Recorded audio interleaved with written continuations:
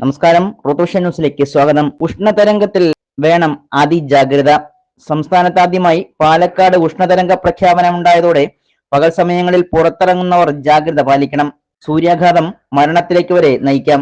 ചൂട് കൂടിയതോടെ രോഗങ്ങളും കൂടുന്നതായി പാലക്കാട്ട് ആരോഗ്യവകുപ്പ് അധികൃതർ പറയുന്നു.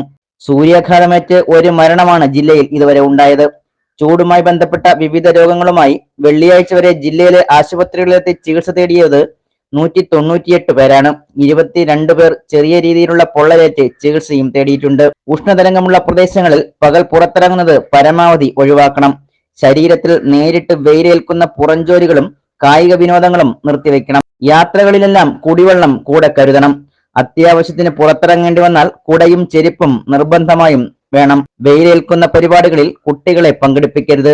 ഗർഭിണികൾ, പ്രായമേറിയവർ, കിടപ്പ് രോഗികൾ, ഭിന്നശേഷിക്കാർ തുടങ്ങിയവരുടെ കാര്യങ്ങളിൽ പ്രത്യേകം കരുതൽ വേണം. കുട്ടികൾക്ക് ധാരാളം വെള്ളം നൽകണം. നിർജ്ജലീകരണം ഉണ്ടാക്കുന്ന മദ്യം, കാർബണേറ്റ് പാനീയങ്ങൾ, ചായ, കാപ്പി എന്നിവ പകൽ സമയത്ത് പൂർണ്ണമായും ഒഴിവാക്കണം.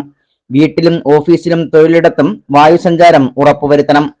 തീപിടുത്ത സാധ്യതകൾ തടയണം. സൂര്യാഘാതം ഏറ്റതായി സംശയം തോന്നിയാൽ വെയിലുള്ള സ്ഥലത്തു നിന്നും തണുത്ത സ്ഥലത്തേക്ക് മാറി വിശ്രമിക്കണം.